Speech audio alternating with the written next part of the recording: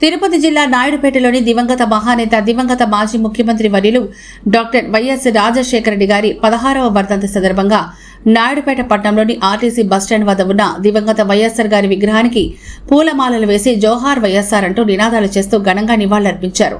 అనంతరం మాజీ ఎమ్మెల్యే కిలివేటి సంజీవయ్య మాట్లాడుతూ దివంగత మహానేత డాక్టర్ వైఎస్ రాజశేఖర రెడ్డి గారు ప్రవేశపెట్టిన పథకాలతో ప్రజల గుండెల్లో చెరగని ముద్ర వేసుకున్నారని, ఆరోగ్యశ్రీ, ఫీజు రియంబర్స్మెంట్, 108 వంటి ఎన్నో పథకాలతో ప్రతి పేదవాడికి లబ్ధి చేకూర్చుకున్న ఘనత వైఎస్ఆర్ గారికి చేకూరిందని అన్నారు. దివంగత మహానేత మరణించారన్న వార్త విని ఆగన ప్రతి గుండెకు ఓదార్చాలనే సంకల్పంతో ఆనాడు కాంగ్రెస్ ఓదార్పు యాత్రకు అనుమతి ఇవ్వకపోవడంతో పాటు మనము తను నమ్ముకున్న వారిని ఇబ్బందులకు గురిచేస్తున్న కాంగ్రెస్ పార్టీ నుంచి బయటకొచ్చి వైఎస్ఆర్ కాంగ్రెస్ పార్టీ స్థాపించి తన తండ్రికి తగ్గ తనయుడుగా వైఎస్ఆర్ కోసం ఆగిన ఆయన ప్రతి గుండెను స్వయంగా ఇంటికెళ్లి వారి కుటుంబ సభ్యులను పరామర్శించి మీకు నేనున్నానంటూ భరోసా ఇచ్చారని తెలిపారు. ఘనంగా నివాళులర్పించడం జరిగింది.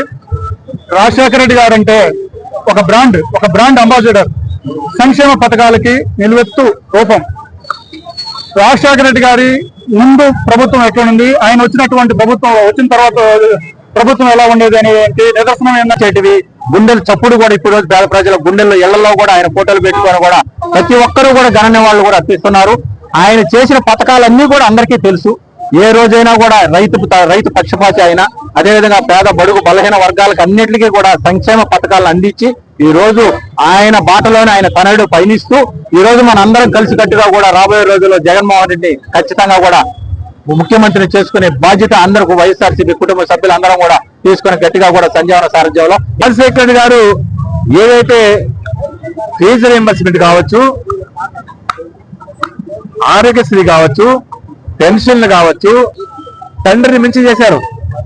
పేద ప్రజలే వాళ్ళ జీవితాల్లో వెలుగులు నింపాలి. విద్య కావచ్చు, వైద్యం కావచ్చు, వ్యవసాయం కావచ్చు, మరి ఉద్యోగ కల్పన కావచ్చు, అన్ని కార్యక్రమాలు చేశారు. అన్ని కార్యక్రమాలు చేసినప్పటికీ 2024లో మరి అయితే ఈ 15 మాసాల్లోనే 2 లక్షల కోట్ల రూపాయలు అప్పచేశారు. 2 లక్షల కోట్ల రూపాయలు అప్పచేశారు. ఆ రోజు జగన్మోహన్ రెడ్డి గారు 4,50,000 కోట్లు అప్పు చేస్తే దాన్ని ఈ రాష్ట్రాన్ని ఉగాండా చేస్తారు, ఈ రాష్ట్రాన్ని శ్రీలంక చేస్తారు, ఈ రాష్ట్రంలో ఖజానాన్ని ఖాళీ చేసి పేదవాడికి పంచి పెట్టేస్తామని జగన్మోహన్ రెడ్డి గారిని అరిసిన 108 అంటే రాజశేఖర రెడ్డి గుర్తొస్తారు, ఫీజు రీయింబర్స్మెంట్ అంటే రాజశేఖర రెడ్డి గుర్తొస్తారు, అమ్మఒడి అంటే ఈరోజు మా ముఖ్యమంత్రి గారు, మా మాజీ ముఖ్యమంత్రి గారు జగన్మోహన్ రెడ్డి గారు. రేపటి జగన్మోహన్ రెడ్డి గారు గుర్తొస్తే అమ్మఒడి అంటానే, మీరు ఏ పేరు మార్చినా అమ్మఒడి అంటానే గుర్తొచ్చే పథకం జగన్మోహన్ రెడ్డి గారు. అమ్మఒడి అంటానే గుర్తొచ్చే పేరు జగన్మోహన్ రెడ్డి గారు. ఆర్బీకే అంటానే గుర్తొచ్చే పేరు జగన్మోహన్ రెడ్డి గారు. సచివాలయ వ్యవస్థ అంటేనే జగన్మోహన్ రెడ్డి గారు గుర్తొస్తారు. ఫీజు రీయింబర్స్మెంట్ మరి